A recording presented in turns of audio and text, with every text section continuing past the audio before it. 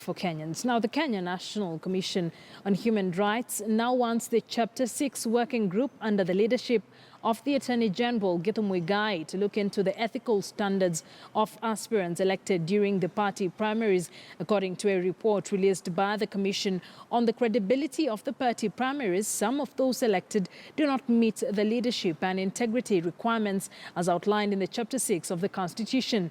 The report was compiled from feedback from 84 officials posted within 33 counties to monitor the party primaries held last month. The National Commission on Human Rights, in partnership with other human rights actors, has moved to the Supreme Court to seek an advisory opinion on the standards and guidelines that should apply to persons seeking elective posts with regard to leadership and integrity. The Commission is concerned that some candidates who have been certified to vie for various political positions following the primaries cannot pass the ethical leadership test in line with Chapter 6 of the Government of Kenya, of the Constitution of Kenya, 2010. Let's now bring in our reporter Raquel Muigai from our City Centre studios with more details. Raquel, good afternoon. Getting the feeling that the Kenya National Human Rights Commission wasn't too happy about how the party primaries were conducted, as well as those who won in the respective primaries. Yes, Akisa, the Commission is not happy or wasn't really happy with how the primaries were conducted, given from the findings or the reports that they have compiled in the account of the election primaries that were held last month. And according to the findings, they say that the party primaries did not meet the criteria for fair and credible elections in a democratic society.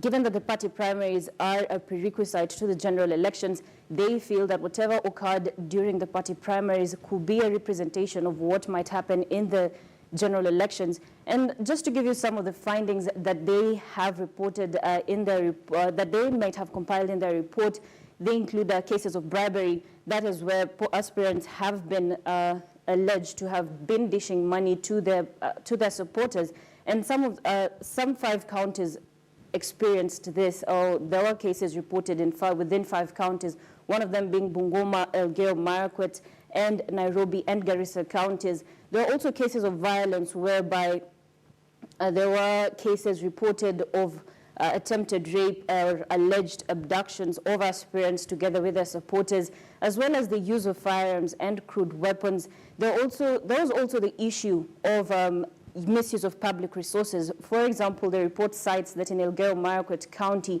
a public vehicle or a government vehicle was being used to transport supporters and transport ballot materials to the given areas. There was also the issue of missing of the names of party membership list, whereby during the primaries we did see cases where members or voters did not find their names within the party register.